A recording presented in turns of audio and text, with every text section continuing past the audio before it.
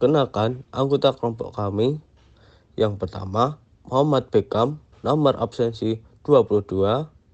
Yang kedua, Novita Eki, nomor absensi 14. Nomor 3, Muhammad Fatan Akila, nomor absensi 17. Yang 4, Nutri Irawan, nomor absensi 8.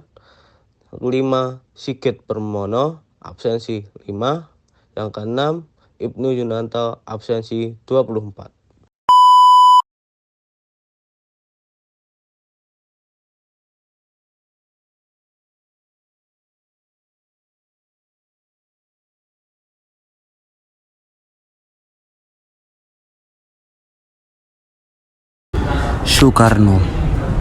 Soekarno lahir pada 6 Juni 1901 di Blitar, Jawa Timur, yang pada waktu itu masih berada di bawah kekuasaan Hindia Belanda. Ia berasal dari keluarga Jawa yang berdarah bangsawan. Meski memiliki latar belakang yang cukup beruntung, Soekarno tumbuh dengan semangat nasionalisme yang kuat. Ia menempuh pendidikan di berbagai sekolah di Jawa, termasuk HBS di Surabaya, di mana ia pertama kali mulai terpapar oleh ide-ide politik dan nasionalisme. Setelah menyelesaikan studi teknik di Bandung, Soekarno melanjutkan pendidikannya di Teknisi Hogeschool te Delft di Belanda. Namun, saat berada jauh dari tanah airnya, ia semakin menyadari penindasan yang dilakukan oleh pemerintah kolonial Belanda di Indonesia. Kesadaran ini mendorong Soekarno untuk terlibat aktif dalam gerakan politik dan nasionalisme. Pada tahun 1927, Soekarno bergabung dengan Perhimpunan Indonesia atau PI dan menjadi salah satu pemimpinnya, memperjuangkan kemerdekaan Indonesia dan menjadi suara bagi kaum nasionalis di berbagai forum. Pada 17 Agustus 1945 di Jakarta, Soekarno bersama Muhammad Hatta memproklamasikan kemerdekaan Indonesia yang menjadi awal dari perjuangan panjang dalam merebut kemerdekaan dari Belanda dan kemudian penjajahan Jepang selama Perang Dunia II. Proklamasi ini menjadi momen penting dalam sejarah Indonesia yang kemudian dikenal sebagai Proklamasi Kemerdekaan. Soekarno terpilih sebagai Presiden pertama Indonesia pada tahun 1945 dan memegang jabatan tersebut hingga 1967. Selama masa kepemimpinannya, ia berusaha mengkonsolidasikan kekuasaan dan meletakkan dasar-dasar bagi negara yang baru. Ia menjadi tokoh utama dalam perjuangan Indonesia untuk mempertahankan kemerdekaan dari berbagai ancaman, termasuk konflik politik internal dan tekanan internasional. Dalam masa pemerintahannya, Soekarno juga mengembangkan konsep politik yang dikenal sebagai Nasakom, nasionalisme, agama, dan komunisme, yang mencoba menggabungkan prinsip-prinsip nasionalisme dengan pengaruh agama dan unsur komunisme dalam pemerintahan. Namun, gagasan ini tidak terlalu diterima oleh semua pihak dan Indonesia menghadapi berbagai tantangan politik dan ekonomi selama kepemimpinannya. Pada tahun 1965, Indonesia mengalami gejolak besar, termasuk kudeta militer yang menyebabkan Soekarno kehilangan kekuasaannya. Ia kemudian diasingkan dan tidak lagi menjabat sebagai presiden. Soekarno hidup bawah pengawasan ketat hingga wafat pada 21 Juni 1970 di Jakarta.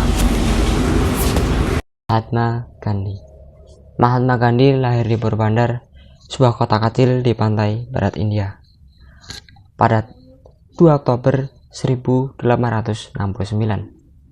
Pada tahun 1893, Gandhi berangkat ke Afrika Selatan untuk bekerja sebagai penerjemah bagi pengacara di sebuah perusahaan India.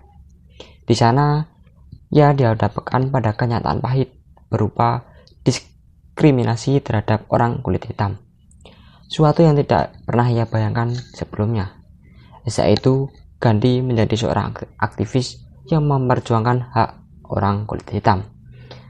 terutama di Afrika Selatan. Pada awal tahun 1914, gerakan yang dipimpin oleh Gandhi berhasil mencapai tujuan mereka. Imigran India memperoleh hak sipil, pajak tahunan buruh dihapuskan, pernikahan non-Kristen diakui, dan beberapa isu lainnya diselesaikan. Keberhasilan Gandhi di Afrika Selatan menginspirasinya untuk kembali ke India dan memperjuangkan kemerdekaan bangsanya di tanah air. Gandhi juga aktif membangun dialog dengan penganut agama lain meskipun ia seorang Hindu. Ia tidak pernah memandang agama lain sebagai ajaran yang salah. Gandhi mempelajari kebijaksanaan dari berbagai agama, termasuk Islam dan Kristen. Ia percaya bahwa semua manusia terlepas dari agama mereka berhak mendapatkan hak yang sama dan hidup damai bersama dalam sebuah negara. Dengan pandangan ini, Gandhi berusaha mendamaikan pemeluk agama Hindu dan Islam di India. Sayangnya, perjuangannya menghadapi banyak perlawanan dari sesama warga India. Pada 30 Januari 1948, seorang ekstremis Hindu menembak Gandhi hingga tewas di depan umum. Hanya melawan diskriminasi dari pemerintah kolonial Inggris, Gandhi mengembangkan sejumlah gagasan yang menjadi dasar bagi gerakan revolusi yang ia pimpin. Beberapa gagasan utama yang dikembangkannya meliputi Satyagraha, Ahimsa, dan Swadesi. Yang pertama yaitu Satyagraha, berasal dari bahasa Sanskerta, yaitu Satya yang berarti kebenaran dan Agraha yang berarti berpegang teguh. Gandhi menggambarkan Satyagraha sebagai jalan kebenaran. Yang kedua, Ahimsa, yang berasal dari bahasa Sanskerta dengan akar kata himsa, yaitu menyakiti atau melukai, merujuk pada prinsip tidak adanya kekerasan atau cedera dalam pikiran, ucapan, dan tindakan, yang merupakan konsep penting dalam ajaran Hindu, Buddha, dan Jain. Yang ketiga yaitu Swadesi, berasal dari bahasa Sanskerta yang berarti swa, yaitu diri atau mandiri, dan des yang berarti negara. Gandhi menyadari bahwa salah satu cara untuk memperjuangkan kemerdekaan India adalah dengan membangun kembali ekonomi masyarakat pribumi. Bagi Gandhi, kekuatan ekonomi internal merupakan benteng terkuat untuk melawan dominasi ekonomi kolonial Inggris. Pracomklau atau Raja Rama IV atau lebih dikenal dengan nama Raja Mongkut memainkan peran penting dalam sejarah Thailand pada abad ke-19.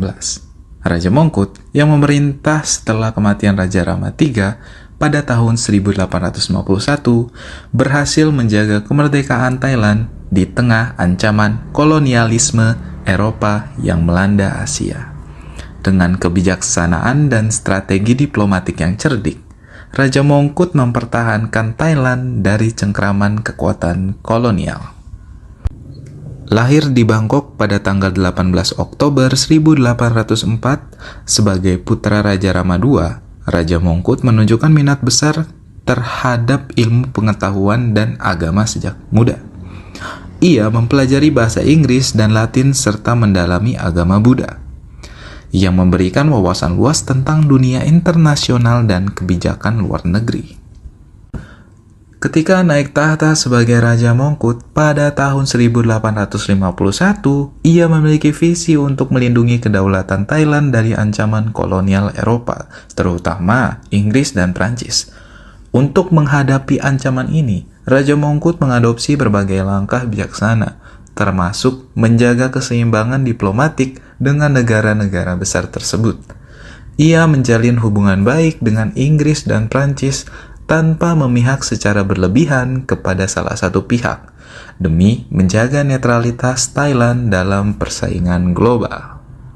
Raja Mongkut juga menggunakan diplomasi budaya untuk memperkuat hubungan dengan negara-negara asing, sering berinteraksi dengan diplomat, dan memperkenalkan pandangan Thailand tentang budaya dan kebijakan dalam suasana yang ramah. Upaya ini meningkatkan pemahaman antara Thailand dan negara-negara lain. Selain itu, Raja Mongkut membuat perjanjian perdagangan dengan berbagai negara, termasuk Amerika Serikat pada tahun 1855, yang membuka peluang perdagangan internasional baru bagi Thailand. Raja Mongkut menegaskan kemandirian Thailand dan menolak campur tangan negara asing, memastikan bahwa Thailand tetap merdeka dan tidak terpengaruh oleh kekuatan luar. Keberhasilannya dalam menjaga netralitas Thailand di tengah persaingan global adalah hasil dari tekadnya untuk melindungi integritas dan kedaulatan negara. Kebijakan diplomatik dan pendekatan Raja Mongkut yang didasarkan pada kepentingan nasional Thailand memberikan dampak jangka panjang. Selain itu, keberhasilannya dalam mempertahankan kemerdekaan negara tersebut menjadi pelajaran penting tentang kebijakan diplomatik yang cerdas. Raja Rama V, atau lebih dikenal dengan nama Raja Chulalongkorn, meneruskan upaya ini dengan visi yang serupa. Alhasil, Raja Rama V berhasil menghindari pendudukan asing dan memodernisasi Thailand sesuai dengan kepentingan nasional. Warisan Raja Mongkut dalam mempertahankan kemerdekaan dan martabat nasional Thailand terus menginspirasi hingga saat ini.